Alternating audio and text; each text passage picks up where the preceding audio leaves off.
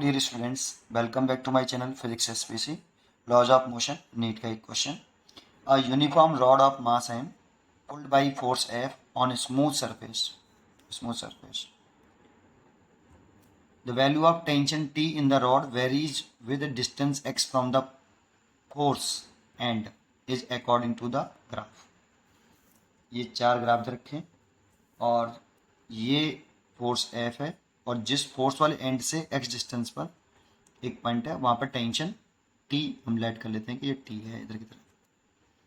ठीक है, तो T और इस x में ग्राफ बनाना है हमें, T और x में, और x इस जगह से मेजर कर रहे हैं तो इस जगह पर x कितना है, इस वाली जगह पर x 0 है और इस जगह पर x कैपिटल है। ठीक है, क्या करें सोल्यूशन। सबसे पहले आप एक इसे द्वारा से मैंने रीड्रॉ कर लेता हूँ। जैसे ये रॉड थी आपकी, इस पर फोर्स लग रहा था F, और तो कोई एक्सटर्नल फोर्स नहीं लग रहा, F ही लग रहा है बस केवल। T is a internal force, tension जो T है वो एक इंटरनल फोर्स है। इंटरनल फोर्स नहीं, एक्सटर्नल फोर्स F लग रहा है और इस पूरी का मास है हमें, और इसमें पूरे को एक सिस्टम मान लो। इस पूरे को आप ऐसे, इस पूरे को आप क्या कंसिडर कर लो, एक सिस्टम, पूरा एक सिस्टम, एक बॉडी मान लो मतलब।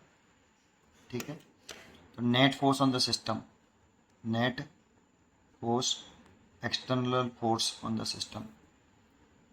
ठीक है, net external force on system. अलग अलग टुकड़े मत करो, पूरे पे देखो। तो मास पूरे का और पूरे का एक्सेलरेशन, पूरी बॉडी का टोटल मास और टोटल एक्सेलरेशन। तो आपका एक्सेलरेशन आ जाएगा, ये नेट फोर्स तो F है आपका, F बराबर ma, तो एक्सेलरेशन आ जाएगा F/m। ठीक, अब नाउ आप इस साइड से एक पार्ट ले लो इसका, ये यहाँ पर ये डिस्टेंस x है और इस पर फोर्स लग रहा है F, इधर तरफ टेंशन हो जाएगा T। अगर सेकंड पार्ट देखेंगे तो इसमें टेंशन जो है इधर की तरफ होगा, सेकंड वाली पर। जब T इस पे ऐसे लग रहा है तो इस वाले पार्ट पर जो टेंशन होगा इसी जगह पर इधर होगा, क्योंकि टेंशन भी एक्शन रिएक्शन पेयर होते हैं।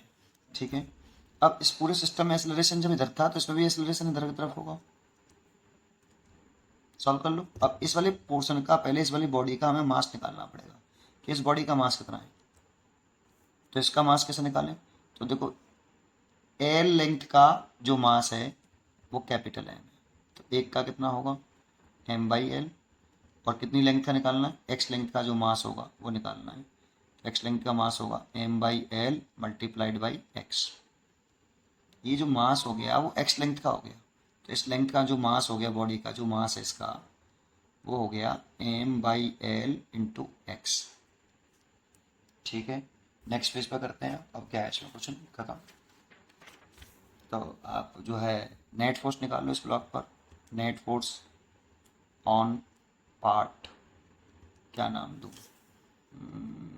चलो इस वाले पॉइंट को ए डाल लेता हूँ, इस वाले पॉइंट को बी डाल लेता हूँ। तो पार्ट ए बी, और यहाँ ए डाला है, यहाँ बी डाला है और यहाँ सी डाल देता हूँ। ठीक है, तो एक पार्ट हो गया ए बी और एक पार्ट हो गया सी, बी सी। तो मैं पार्ट ए बी की बात कर रहा हूँ क्योंकि मैंने पार्ट ए बी को लिया है। नेट फोर्स देखें तो F माइनस के T, क्योंकि इधर की तरफ मूव कर रही है, राइट में एक्सेलरेशन राइट में है, तो नेट फोर्स कितना लिखते हैं, मास इनटू एक्सेलरेशन। लेकिन पार्ट ए बी का मास लिखना है, तो पार्ट ए बी का मास है m/l x और एक्सेलरेशन कितना है a बराबर F माइनस के T। ए की वैल्यू पुट कर दें तो m/l x और a की वैल्यू कितनी है आपकी F by capital M equal to F minus K T। ठीक है, m से m कैंसिल हो गए, तो यहाँ से हो गया XF/L is equal to F minus K T। T निकालना है तो T इधर ले आइए और बाकी को इधर ले आइए, F minus F/L into x। ये इक्वेशन बन गई। अब इस इक्वेशन को अगर मैं ढंग से देखूँ तो आपको इसमें स्ट्रेट लाइन की इक्वेशन दिखेगी ऐसे।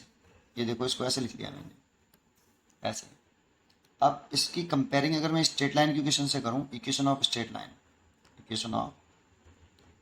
लाइन, तो देखो हम यहाँ पर x लिखते हैं और यहाँ पे y, तो मैं x एक्सेस की जगह पे मैं x ही लिख रहा हूँ, ठीक है, और y एक्सेस की जगह पे मैं टेंशन लिख रहा हूँ।